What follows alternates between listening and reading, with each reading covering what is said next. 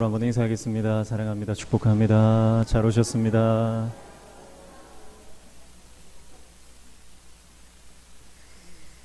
사랑하는 명신교회 모든 성도님들, 오늘도 하나님께서 우리 가운데 놀라운 은혜를 허락해 주실 줄로 믿습니다.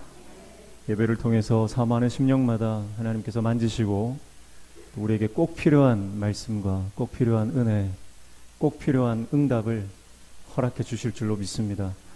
하나님은 살아계시고 지금도 역사하시는 분이에요.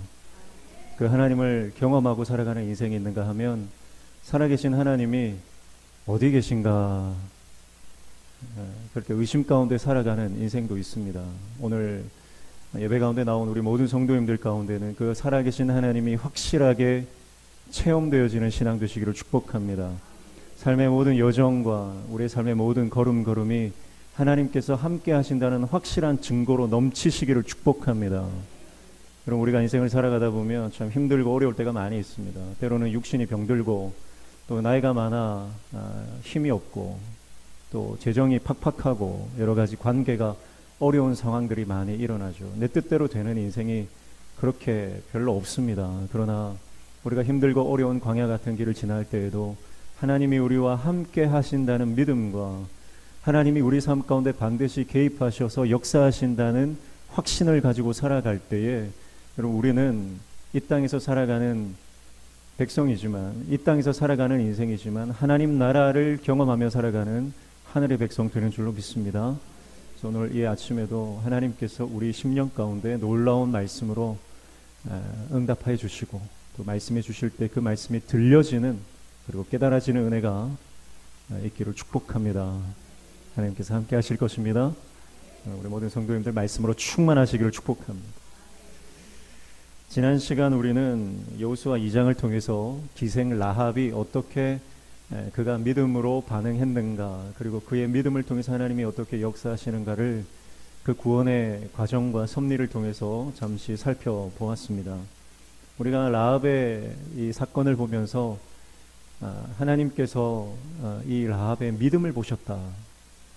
라합은 당시에 그 여리고성에서 가장 낮은 신분, 가장 비천한 인생, 가장 밑바닥 인생이었습니다. 누군가 말하는 소위 삼류 변두리 싸구려 인생이었다, 그렇게 말할 수 있겠죠. 힘들고 어렵고 멸시당하고 천대당하던 인생이었습니다. 살기 위해서는 무슨 짓이든 해야 하는, 살기 위해서는 정말 밑바닥에서 발버둥 쳐야 하는 그런 인생이었습니다. 그런데 그 밑바닥 인생, 가장 암울하고 가장 슬프고 가장 비천한 인생이었지만 여리고 성 가운데 구원받은 사람은 그 라합과 그의 가족들 뿐이었다라고 하는 사실이죠. 사랑하는 성도 여러분, 오늘 하나님께서 우리에게 요구하시는 것은요, 우리의 어떤 세상적인 성공이나 업적이나 우리가 지금까지 해왔던 일들이 아니라, 나의 소유가 아니라, 여러분, 하나님께서는 우리 중심에 믿음을 보시는 줄로 믿습니다. 그래서 우리의 믿음을 보시고 구원하신다. 그래서 가장 천하고 낮은 인생을 찾아가셔서 그 믿음을 보시고 구원하시는 하나님, 그 하나님의 역사를 우리는 지난 시간 라합의 사건을 통해서 살펴보았습니다. 오늘 이제 기생 라합과 만남을 가졌던 두 정탐꾼, 그 정탐꾼이 돌아왔고 이제 그 정탐꾼의 보고를 받고 이제 이스라엘 백성들이 여리고를 이제 공격하러 나아갑니다. 여리고로 나아가기 위해서는 반드시 넘어야 할 강이 있어요. 바로 요단강입니다. 그 요단강을 건너기 위해서 어떠한 준비와 또 과정을 거치는지 오늘 여호수아 3장이 말씀하고 있습니다. 저는 두 정탐꾼이 이 라합을 만나는 과정, 그리고 라합을 통해서 사실은 여리고성 전체와 또 그 가나안 땅 전체를 정탐하러 가지 않았습니까? 그런데 라합 한 사람의 이야기를 들었을 뿐이에요. 그런데 라합 한 사람의 이야기를 듣고 다른 것은 볼 필요가 없었어요, 사실은. 그래서 라합이 말했던 것은 지금 온 여리고 땅, 그리고 가나안 족속들이 여호와 하나님에 대한 소문을 듣고 두려움에 떨고 있다라고 하는 그 사실. 사실 그래서 정탐꾼이 가지고 온 것은 그 소식밖에 없었죠. 그러나 그 소식이 이스라엘 백성들에게는 확증이 되었다라고 하는 것이죠. 어쩌면 정탐꾼을 굳이 보낼 필요가 있었을까? 과거에 정탐꾼을 보냈다가 실패했던 경험들이 있었고요. 그래서 최소한으로 2명만 보내기는 했지만 굳이 보낼 필요가 있었나? 그러나 여호수아와 백성들 입장에서는 반드시 철저한 준비와 계획, 그리고 우리가 해야 될 일들을 반드시 하는 것, 생략하지 않고 하는 것을 통해서 어쩌면 하나님께서 이 두 정탐꾼을 라합과 만나게 하시기 위한 하나님의 섭리와 간섭이 아닌가, 그런 생각도 하게 됩니다. 어쨌든 라합을 통해서 여리고 땅의 그 상황을 들었던 이 두 정탐꾼의 말을 듣고 이제 이스라엘 백성들은 확신을 가지고 이제 그 땅으로 들어가게 됩니다. 그러면 이제 이스라엘 백성들이 이 요단을 건너서 이제 가나안 정복 전쟁을 시작하는 이 초입 단계에서 어떻게 요단을 건너고 준비해야 된 과정이 무엇인지 오늘 말씀을 통해서 함께 살펴보고자 합니다. 오늘 14절부터 17절 읽었는데요. 오늘 3장 1절부터 전체를 보면서 중요한 부분들을 우리 함께 나누기를 원합니다. 먼저 1절 보시면요. 또 여호수아가 아침에 일찍이 일어나서 그와 모든 이스라엘 자손들과 더불어 시딤에서 떠나 요단에 이르러 건너가기 전에 거기서 유숙하니라, 그렇게 말씀하죠. 먼저 요단을 건너가기 위해서 여호수아가 했던 첫 번째는 일찍 일어난 것입니다. 아침에 일찍 일어났어요. 아침에 일찍 일어난 것, 이것은요 여호수아의 삶의 태도입니다. 여호수아는 어떤 일을 하든 그것이 하나님께서 명령하신 일이라면 항상 아침 일찍 일어나는 것을 성경 곳곳에서 찾아볼 수가 있습니다.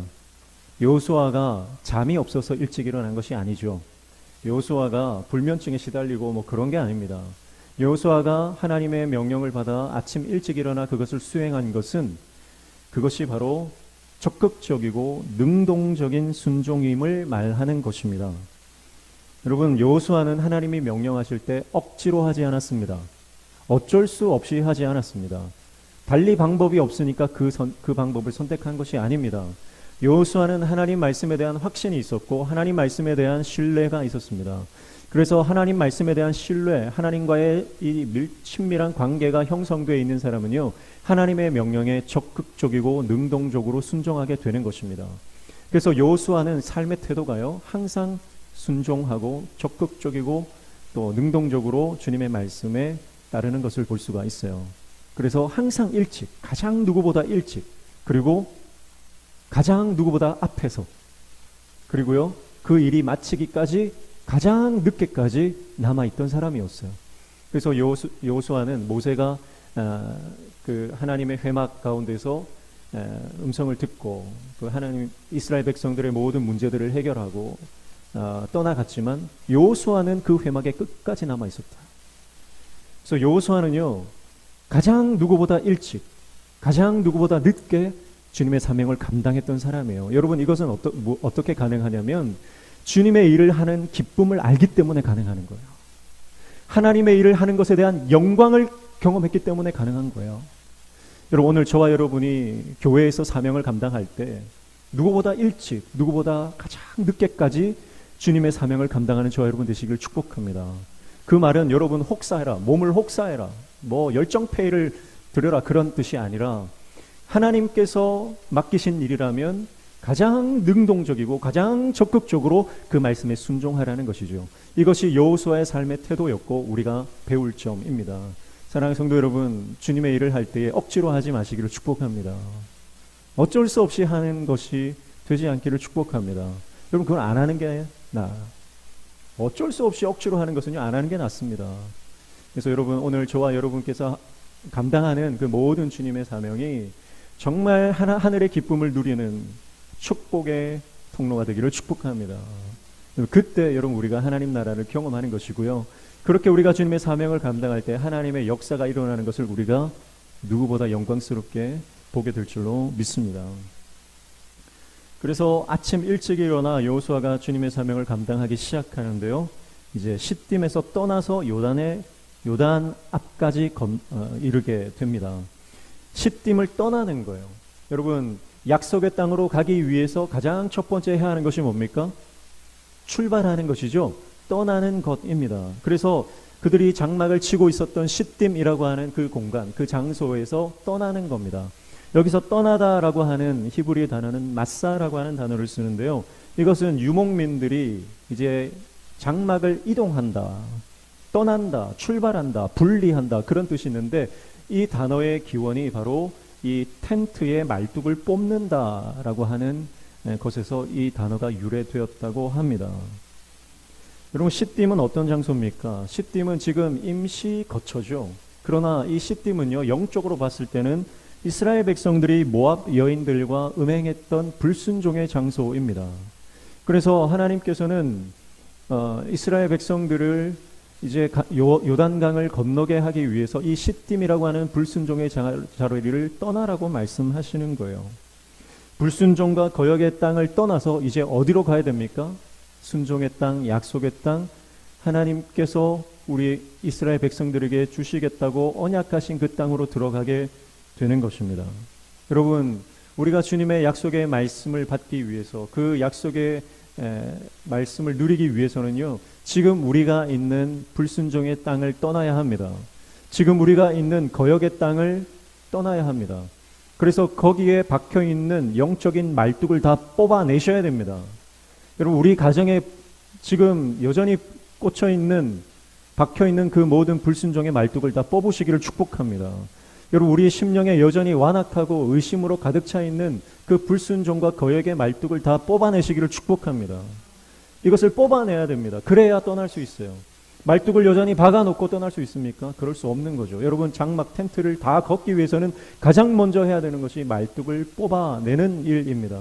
여러분, 오늘 이 말씀을 통해서 하나님께서는 오늘 우리 가정과 개인과 또 교회 안에 박혀있는 불순종의 말뚝을 뽑아내라고 명령하시는 줄로 믿습니다. 그것을 뽑아낼 때, 죄의 말뚝을 뽑아내고 죄로부터 분리될 때, 불순종의 말뚝을 뽑아내고 불순종으로부터 분리될 때, 과거의 모든 실수와 후회와 모든 원망과 불평과 좌절로부터 그 원망의 말뚝을 뽑아낼 때 여러분 우리 안에 새로운 일들이 일어난다라고 하는 것이죠. 영적인 새 출발을 원하십니까? 그러면 이 불순종의 말뚝을 뽑아내십시오. 뽑아내셔야 됩니다. 하나님께서 명령하시는 땅으로 걸음을 옮기기 위해서 이제 과거의 불순종의 땅을 떠나 하나님의 약속의 말씀을 따라 순종하며 나아가는 저와 여러분 되시기를 축복합니다. 그때 하나님의 약속의 말씀이 우리 삶 가운데 이루어지는 역사가 일어난다라고 하는 것이죠. 우리는 사실은 하던 대로 하기를 원합니다. 살던 대로 사는 게 참 편하죠. 그래서 새로운 출발을 하기가 두렵습니다. 그러나 여러분 그 두려움을 이겨내고 주님 명령에 순종하여 이 안주의 자리에 말뚝을 뽑아낼 때 우리 안에 영적인 새로운 역사 하나님께서 이루어 주실 줄로 믿습니다. 그래서 이제 약속의 땅으로 들어가야 하는데요, 하나님께서 먼저 준비해야 할 것이 있다 말씀하십니다. 그것이 뭡니까? 바로 하나님을 바라보라는 것입니다. 4절 보십시오. 4절에 보면 그러나 너희와 그 사이 거리가 2000규빗쯤 되게 하고 그것에 가까이 하지는 말라. 그리하면 너희가 행할 길을 알리니 너희가 이전에 이 길을 지나보지 못하였음이니라 하니라. 그렇게 말씀하죠. 자, 이스라엘 백성들이 가는 이 길은요, 한 번도 가보지 못했던 길입니다. 이스라엘 백성들이 40년 동안 광야를 돌았습니다. 광야라고 하는 곳은 익숙한 곳이에요. 그들이 늘 거쳐왔던 장소고 공간입니다. 그런데 이제 가야 하는 그 공간은요, 한 번도 가지 못한 낯선 길이라는 거예요. 낯선 길. 그래서 이 낯선 길을 갈 때 어떻게 해야 하느냐? 3절입니다. 백성에게 명령하여 이르되 너희는 레위 사람 제사장들이 너희 하나님 여호와의 언약궤 매는 것을 보거든 너희가 있는 곳을 떠나 그 뒤를 따르라. 그렇게 말씀합니다. 하나님께서 이스라엘 백성들이 가는 방향을 정해주시는데 그 방향이 어디입니까? 동쪽도 아니요, 남쪽도 아니요, 서쪽도 아니요, 북쪽도 아닙니다. 하나님께서 명령하여 가라고 하는 그 방향은 어디입니까? 바로 제사장들이 메고 있는 언약궤가 가는 방향입니다. 사랑하는 성도 여러분, 하나님의 백성들이 바라봐야 하는 것은 하나님의 말씀인 줄로 믿습니다. 그래서 6절에 보시면 여호수아가 또 제사장들에게 말하여 이르되 언약궤를 메고 백성 앞에 건너게 하라 하매 곧 언약궤를 메고 백성 앞에 나아가니라 그렇게 말씀하죠. 그래서 이스라엘 백성들은 이 언약궤만 바라보고 따라가면 되는 거예요. 그런데 거리를 두라고 말하죠. 2000규빗의 거리를 두라고 말씀합니다. 한 규빗은 우리가 잘 아는 대로 한 50cm 정도 됩니다. 팔꿈치 끝에서 손가락 끝까지 50cm 정도 되는 거리고요. 이 길이고요. 2000규빗이라고 하면 약 이제 1km 정도 되겠죠. 그 정도 되는 거리입니다. 이것은 먼저는 하나님의 거룩하심에 함부로 접근하지 말라는 의미가 있습니다. 그러나 또 한 가지 의미는 적당한 거리를 뛰어서 모든 백성들이 그 언약궤를 바라볼 수 있도록 조치하신 거리라고 하는 것입니다. 그러니까 이스라엘 백성들이 바라봐야 하는 그 언약궤, 하나님의 말씀의 계명, 그 두 돌판이 담겨 있는 그 언약궤, 하나님의 임재가 있는 그 언약궤를 바라보고 그 요단강을 건너라고 말씀하고 있는 것이죠. 사랑하는 성도 여러분, 오늘 우리 인생도 그렇습니다. 낯선 길이에요. 여러분, 우리가 지금까지 살아왔던 모든 길들을 여러분 우리가 예상했던 길입니까? 내가 계획했던 대로 살아왔나요? 그렇지 않습니다. 우리가 계획했던 것과 항상 달랐던 것 같아요. 우리가 예상했던 것은 항상 깨졌던 것 같습니다. 항상 낯선 길이었어요. 항상 내가 예상한 범위 밖에서 모든 일들이 벌어졌던 것 같습니다. 이것이 우리의 삶의 여정입니다. 우리의 삶의 앞길에 어떤 장애가 있는지, 어떤 난관이 있는지, 어떤 사건이 벌어질지 우리는 알지 못합니다. 그래서 낯선 길입니다. 그래서 불확실성, 이것이 현대인의 삶을 가장 잘 말해주는 단어라고 할 수 있죠. 그래서 앞날을 알 수 없기 때문에, 한치 앞을 알 수 없기 때문에 늘 불안해하고 두려워하는 것이 사람입니다. 그러나 그러한 불안하고 도무지 앞을 알 수 없는 것 같은 인생이라 할지라도 확실한 것 한 가지가 있는데 그것은 바로 하나님의 말씀이 우리를 인도하신다는 사실인 줄로 믿습니다. 하나님께서 아브라함에게 너의 일가 친척 모든 아비 집을 떠나서 내가 내게 지시할 땅으로 가라 그렇게 말씀하실 때에 아브라함이 어디로 가야 할지 갈 바를 알지 못하고 나아갔습니다.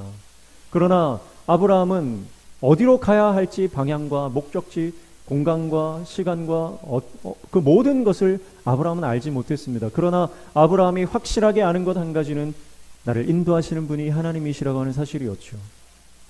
여러분, 오늘 우리가 이 낯선 길, 낯선 삶의 여정을 걸어갈 때에 하나님의 말씀을 끝까지 바라볼 수 있는 믿음의 시선을 가지시기를 축복합니다. 여러분, 그래서 우리는 예수 그리스도의 십자가만이 우리 삶의 이정표가 되는 줄로 믿습니다.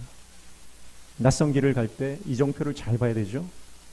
그래야 길을 잃지 않고 목적지를 향해 찾아갈 수 있습니다. 여러분, 우리 인생의 방황은 예수 그리스도의 십자가를 바라볼 때 끝나는 줄로 믿습니다. 예수 그리스도의 십자가가 우리의 삶의 기준이 되고 목표가 되고 우리의 삶의 기준이 될 때 여러분, 우리의 삶은 더 이상 방황하지 않고 하나님의 뜻대로 살아가게 되는 것이죠. 베드로도 물 위를 걸을 때 예수님을 바라보았습니다. 예수님을 바라볼 때는 물 위를 걷는 것입니다. 그러나 예수님을 바라보지 않고 물 위에 떠 있는 자기 자신을 바라볼 때 그는 더 이상 물 위에 떠 있지 못했습니다. 물 위에 떠 있는 자기 자신을 생각할 때 예수님이 보이지 않고 상황과 환경이 보이기 시작했습니다. 여러분, 베드로의 목적지는 어디였습니까? 베드로의 목적지는요, 물 위를 걷는 것이 목적지가 아니었죠. 베드로의 목적지는 예수님이었습니다. 예수님께 가고 싶은 그 한 가지 마음 때문에 주여 나를 오라고 명령해 달라고 말한 거예요. 그러니까 베드로는 지금 물 위든 파도가 치든 깜깜한 밤이든 그게 상관이 없었어요. 그토록 애타게 찾던 예수님이 물 위에 계시니까 예수님 나를 좀 오라고 해달라고 주님께 가고 싶다는 갈망이었습니다. 여러분, 예수님을 향한 갈망으로 충만한 사람은요, 물 위를 걷습니다. 여러분, 하나님을 향한 갈망으로 충만한 사람은요, 어떤 역경과 고난도 능히 이겨내는 줄로 믿습니다. 그런데 베드로가 왜 물 아래로 빠져들어갑니까? 그것은 예수님을 바라보지 않고 물 위에 떠 있는 자기 자신을 생각하기 시작할 때 빠져들어가는 거예요. 여러분, 우리가 주님의 일을 감당하다 보면, 신앙생활 하다 보면요, 하나님만 바라보던 시절이 있는가 하면요, 내가 장로인데, 내가 권사인데, 내가 목사인데, 내가 신앙생활 수십 년 했는데 자기 자신에게 집중하게 되는 때가 있습니다. 여러분, 그러면요, 자기 자신에게 집중하는 그때는 반드시 우리는 영적인 슬럼프를 경험하게 됩니다. 세상 가운데 빠져들어가는 거예요. 여러분, 우리의 목적지는 물 위에 떠 있는 것이 아니라는 것을 기억하시기를 축복합니다. 물 위에 떠 있는 것이 내 목적이 아니에요. 내 목적은 주님께로 가는 것입니다. 주님의 손을 붙잡는 것입니다. 그의 발치에 가서 그분을 예배하는 것입니다. 예수님을 향한 갈망, 그 갈망으로 충만할 때에만 여러분, 우리는 모든 역경과 고난을 뚫고 나아가는 거예요. 영적인 돌파는요, 하나님을 향한 갈망으로 충만한 사람이 경험하는 것입니다. 여러분, 오늘 저와 여러분 안에 이 하나님을 향한 갈망으로 충만하시기를 축복합니다. 그래서 이 하나님을 향한 갈망으로 충만한 사람은요, 예배를 드릴 때도 그냥 드리지 않습니다. 1시간 예배 드릴 때 목숨을 걸고 예배합니다. 왜냐하면 이 예배에 대한 목마름이 있기 때문에 그런 거예요. 우리는 어쩌면 좀 편한 시대에 살고 있기 때문에 그냥 주일 예배 드리는 것이 매주 드리는 또 한 번의 예배일 수 있겠지만요, 지금도 북한 지하교회 성도들이나 핍박 가운데 있는 수많은 열방의 성도들은요, 예배 한 번 드리는 것에 목숨을 걸고 얼마나 그 예배 한 번이 소중한지 그 예배에 목말라 합니다. 여러분, 그렇게 드리는 예배와 편하게 앉아서 드리는 예배가 같을 수가 없는 것이죠. 사랑하는 성도 여러분, 오늘 저와 여러분의 마음 안에 이 예배에 대한 갈망과 하나님에 대한 목마름으로 충만하시기를 축복합니다. 그때 우리 안에 여러분, 이 모든 삶의 풍파, 역경, 고난을 밟고 일어나 주님께로 나아가는 영적인 돌파의 그 승리의 경험이 일어나게 될 줄로 믿습니다. 십자가를 바라보고 끝까지 나아가십시오. 힘들고 어렵고 풍랑이 몰아친다 하더라도 끝까지 예수 그리스도의 십자가만 바라보십시오. 그 십자가가 우리를 승리하게 하실 줄로 믿습니다. 여러분, 십자가 없는 부활이 없는 거예요. 죽음 없는 생명이 없는 겁니다. 십자가를 통과하지 않고서는 여러분, 우리 안에 영광이 없습니다. 부활의 영광이 없는 거예요. 여러분, 우리가 십자가를 바라보고 주님 앞으로 끝까지 달려나아갈 때에 하나님은 그 십자가를 통과하여 놀라운 하늘의 영광, 하나님 나라의 그 놀라운 영광을 우리 가운데 허락해 주실 줄로 믿습니다. 내가 가는 길이 평탄한 길이든 광야길이든 아니면 물 위든 물 아래든 상관없이 여러분, 예수 그리스도의 십자가를 바라보고 내 자신이 아니라 예수 그리스도 그분의 은혜에 주목하는 저와 여러분 되시기를 축복합니다. 그래서 첫 번째 준비할 것은 말씀만 바라봐라. 백성들에게 그것을 당부하는 거죠. 말씀만 바라보면 된다. 다른 거 볼 필요가 없다. 두 번째는 하나님과 동행하기 위해서 성결하라고 말씀합니다. 5절 보십시오. 여호수아가 또 백성에게 이르되 너희는 자신을 성결하게 하라. 여호와께서 내일 너희 가운데 기이한 일들을 행하시리라. 아멘. 여러분, 하나님의 기이한 역사를 경험하기 위해서 우리가 준비해야 할 것은 바로 우리 자신을 성결하게 하는 것입니다. 이스라엘 백성들은 요단을 건너기에 앞서 먼저 몸과 마음을 씻어 깨끗하게 해야 했습니다. 모세의 율법에 규정된 대로 그 정결 예식을 치러야 했던 거예요. 그래서 몸을 씻고 옷을 빨고 하나님 앞에 거룩하게 금식하며 하나님의 역사를 기대하고 기다리는 것입니다. 여러분, 왜 하나님의 백성들에게 거룩함, 성결함을 요구하시는 것입니까? 그것은 하나님이 거룩하신 분이기 때문에 그렇습니다.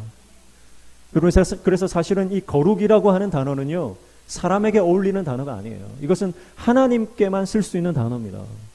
하나님만이 거룩하신 분이에요. 그러나 하나님은 하나님의 백성들에게 하나님을 닮아서 하나님과 동행할 수 있는 특권을 주셨는데, 그래서 거룩한 백성, 성결한 백성이 되게 하시는 은혜를 주신 거예요. 여러분, 거룩함이라고 하는 것은 그래서 부담이 아니라 특권이요 은혜인 줄로 믿습니다. 여러분, 우리가 때로는 금식하고 때로는 작정해서 날을 정해서 기도하고 내가 세상의 것을 멀리하고 하는 모든 것들이요, 부담이 아니고 불편한 것이 아니라는 거예요. 이것은 영적인 특권이고 하나님의 영광, 하나님의 기이한 일들을 우리가 경험하기 위한 그 준비 단계다라고 하는 것이죠. 사랑하는 성도 여러분, 오늘 저와 여러분의 인생 가운데 하나님의 특별한 은혜, 하나님의 특별한 기적의 역사, 기이한 일들을 경험하기 원하십니까? 그러면 하나님 앞에 거룩하시기를 축복합니다. 내가 먼저 거룩해져야 돼요. 내가 거룩하지 않고 내가 세상의 것을 붙잡고 있으면서 하나님의 은혜를 달라고 하고 하나님의 역사를 경험하게 해달라고 하는 것은 순서가 틀린 거예요. 은혜를 사모하는데 정말 하나님의 신령한 은사들을 내가 받고 싶은데 내 삶에 여전히 하나님께서 기뻐하지 않는 것들을 내가 붙들고 있다면 하나님의 역사가 일어나지 않는 것입니다. 거룩하신 하나님의 인도하심과 그 하나님과의 동행을 누리기 위해서는 반드시 영육 간의 모든 부정을 척결해야 하는 것입니다.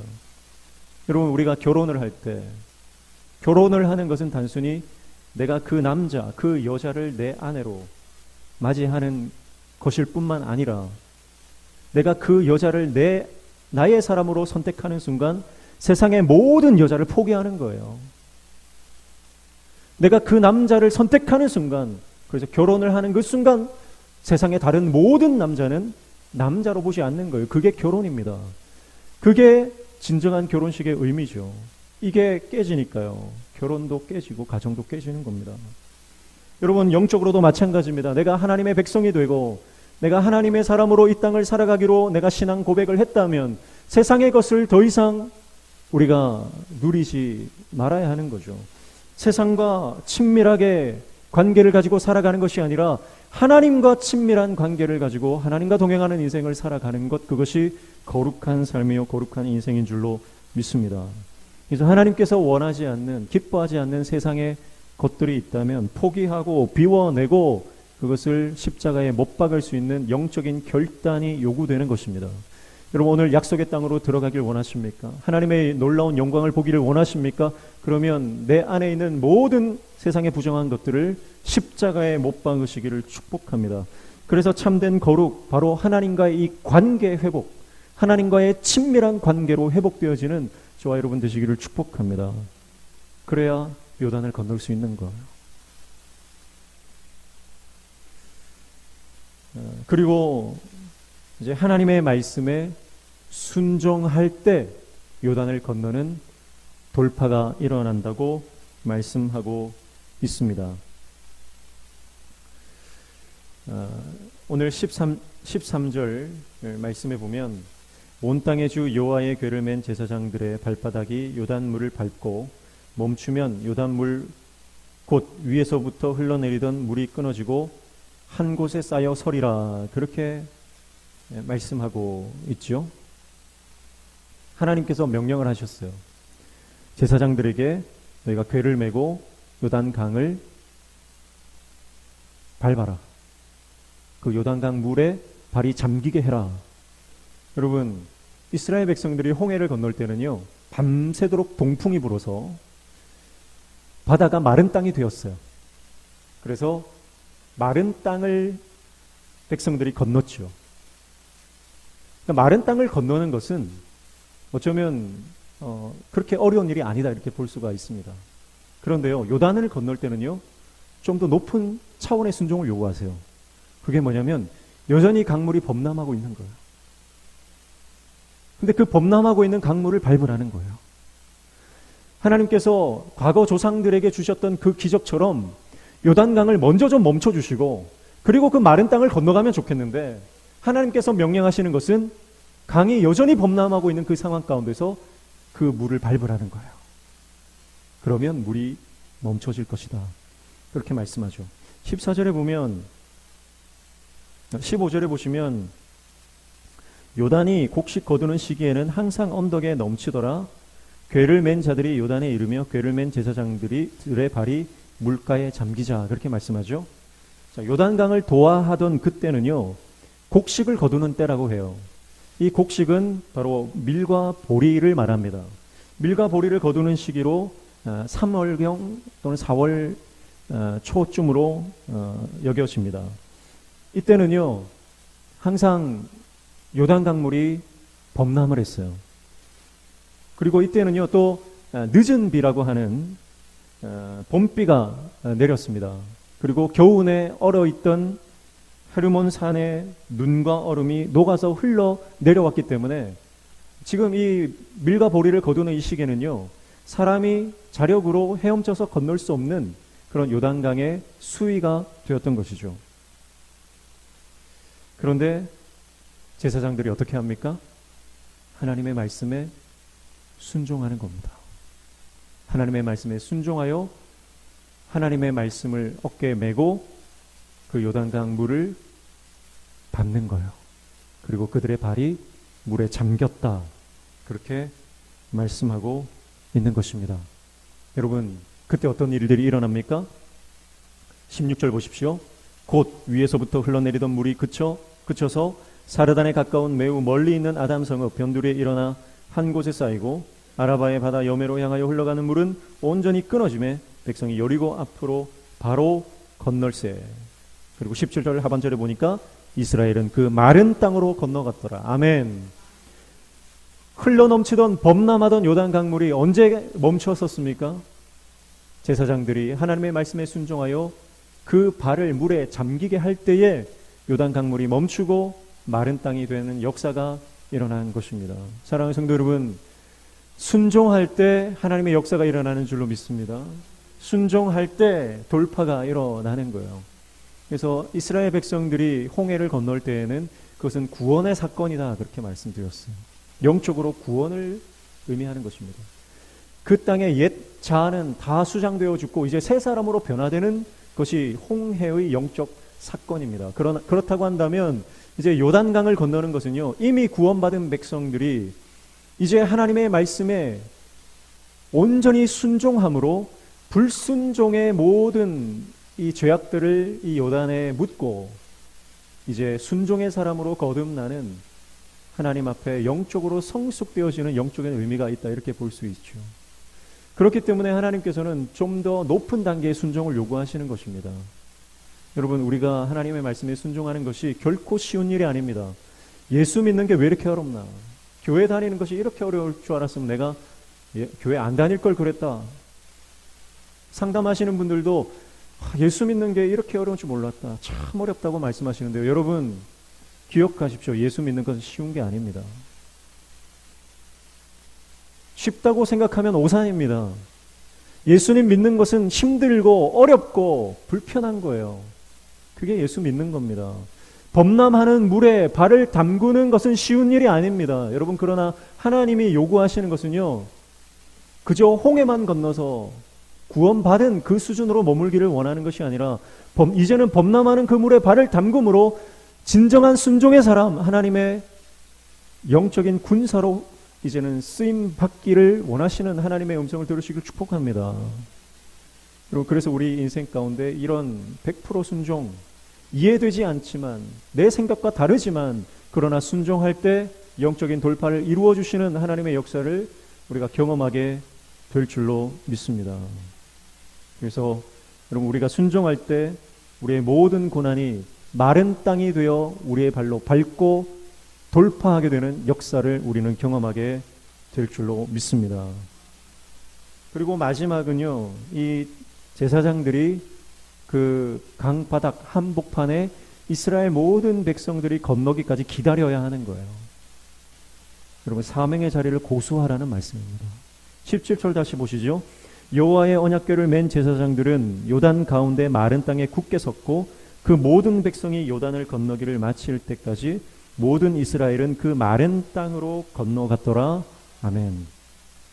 여러분, 이스라엘 모든 백성들이 그 마른 땅 요단강을 건너올 때까지 그 한복판에 있었던 사람들이 있습니다. 그들이 누굽니까? 바로 언약궤를 맨 제사장들이었습니다. 언약궤를 맨 제사장들은 모든 백성이 건너기까지 그 강바닥 한복판을 지키고 서 있었습니다. 다시 언제 범람하여 넘칠지 모르는 그 강 한복판에서 여전히 그들은 하나님의 말씀을 의지한 채 굳게 서 있었던 것입니다. 사랑하는 성도 여러분, 하나님의 역사가 시작되고 그 하나님의 역사가 마무리될 때까지 여러분의 사명의 자리를 굳게 지킬 수 있는 하나님의 종들 되시기를 축복합니다. 어쩌면 말씀 하나 부여잡고 서 있는 것이 두렵고 힘들 수 있습니다. 다시 언제 몰아칠 줄 모르는 그 넘실대는 강물이 우리의 삶의 위협처럼 느껴질 수도 있습니다. 그러나 제사장들이 끝까지 버티고 그 강 한복판을 서 있을 때 이스라엘 모든 백성들은 그 강을 안전하게 건너게 되는 것입니다. 사랑하는 성도 여러분, 그래서 어쩌면요, 우리가 주님의 일을 하는 것은요, 내가 뭔가를 하는 게 아니라 그냥 말씀 붙잡고 그 자리에 버티고 서 있는 거예요.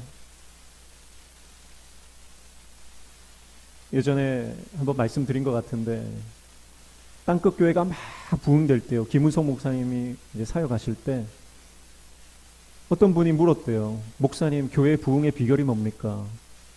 어떻게 하면 이렇게 교회가 부흥될 수 있습니까?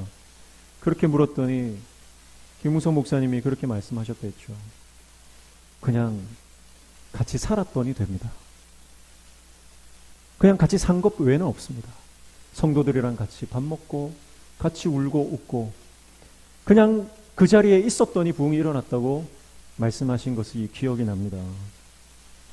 여러분, 우리가 하나님의 사명을 감당할 때 내가 뭔가를 하는 게 아니라 어쩌면 정말 하나님께서 나에게 맡기신 그 사명의 자리를 그냥 버티고만 서 있어도 하나님의 역사가 일어나게 되는 줄로 믿습니다. 그래서 많은 선교사님들이 그렇게 말씀하시더라고요. 선교란 뭡니까? 선교는요, 그 선교지에서 사는 거예요. 그렇게 말씀하시더라고요. 뭔가 대단한 사역을 하고 뭔가 사람을 많이 모으고 그런 것이 아니라 선교사의 본질적 사명이라고 하는 것은 그 선교지에서 예수님을 바라보는 것이고 그 선교지에서 하나님과 동행하는 것이고 그 선교지에서 그냥 버티고 서 있는 것, 그것이 선교라고 하는 그런 말씀들을 많이 하시는 걸 들었습니다. 여러분, 정말 그렇습니다. 여러분, 우리가 이 땅을 승리하며 살아가는 것은요, 내가 대단한 업적을 남기고 내가 대단한 치적을 남기는 것이 아니라 하나님의 말씀에 순종하여 그 자리에 버티고 서 있는 것, 그것이 바로 하나님의 우리를 향한 뜻인 줄로 믿습니다. 그래서 힘들고 어려워도 여러분, 순종의 자리를 떠나지 마십시오. 아무리 눈물 나고 아무리 답답하고 아무리 불편해도 여러분, 하나님께서 말씀하시는 그 믿음의 자리, 순종의 자리, 그 사명의 자리를 지킬 수 있는 저와 여러분 되시기를 축복합니다. 악한 영은요, 끊임없이 떠나라는 거예요. 너 왜 거기서 미련하게 서 있냐? 떠나라. 다른 데로 찾아가라. 그러나 성령께서는 우리에게 끝까지 말씀하십니다. 버텨라. 버텨라. 순종해라. 사랑하는 성도 여러분, 우리가 버틸 때 결국 하나님의 영광을 보게 될 줄로 믿습니다. 내가 하는 것이 아니라 하나님의 말씀 순종하고 말씀이 가라고 하는 곳으로 가고 말씀이 있으라고 하는 곳에 있으면 되는 거죠. 우리가 새벽에 이제 열왕기상을 보고 있는데요. 열왕기서에서는요, 수많은 그 왕조, 이스라엘의 왕조의 왕들을 나열하면서 어떤 왕이 선한 왕이고 어떤 왕이 악한 왕이냐 판단하는 기준은 단 한 가지입니다. 그 왕이 하나님의 말씀에 순종했느냐 불순종했느냐예요. 그 왕이 영토를 얼마나 확장했느냐, 그 왕이 얼마나 대단한 업적을 남겼느냐, 그 왕이 얼마나 많은 국력을 갖추었느냐, 그것에는 전혀 관심이 없습니다. 오직 하나님의 말씀에 순종한 왕이면 그는 선한 왕이고 하나님이 인정하시는 왕이다. 그러나 하나님의 말씀에 불순종했다면 그가 아무리 훌륭한 일들을 많이 했다 할지라도 하나님 보실 때는 악한 왕이다, 그렇게 말씀하시는 거예요. 사랑하는 성도 여러분, 오늘 우리가 순종의 자리에 끝까지 버티고 서 있을 때 눈물 나고 힘들고 어렵고 참 포기하고 싶을 때가 있다 할지라도 여러분, 우리가 하나님의 사명의 자리를, 그 순종의 자리를 고수할 때 여러분, 하나님께서는 우리 삶에 놀라운 역사를 일으키실 줄로 믿습니다. 언제까지요? 요단강 건너기를 마칠 때까지, 하나님이 이제 그만 됐다 말씀하실 때까지 여러분, 하나님의 말씀을 듣고 움직이는 저와 여러분들 되시기를 주님의 이름으로 축복합니다. 그래서 오늘 이제 요단을 건너는 이스라엘 백성들, 그 이스라엘 백성들에게 말씀하시는 하나님의 음성을 우리가 함께 나눴습니다. 첫 번째, 약속의 땅으로 들어가기 위해서는 하나님의 말씀만 바라보아야 합니다. 말씀만 쫓아가는 말씀의 사람 되시기를 축복합니다. 그리고 그 땅을 밟기 위해서는 하나님과 거룩한 동행이 준비되어야 됩니다. 우리 자신을 성결하게 해야 한다는 것이죠. 그리고 하나님의 말씀에 내 머리로 이해가 되지 않더라도 순종할 때 그 요단을 건너게 된다. 그리고 우리가 사명의 자리를 끝까지 고수해야 한다. 이 말씀을 함께 나눴습니다. 이번 한 주간 동안 하나님께서 우리 삶 가운데 우리가 넘어야 할 요단, 그 영적인 요단을 우리에게 보여주시고 그 요단을 건너가게 하실 그 하나님을 기대하며 우리가 우리 자신을 성결하게 거룩하게 그리고 순종의 사람으로 준비되어지는, 그래서 하나님의 역사를 보는 기이한 일들을 베푸시는 그 하나님을 경험하는 복된 한 주 되시기를 주님의 이름으로 축복합니다. 기도하겠습니다.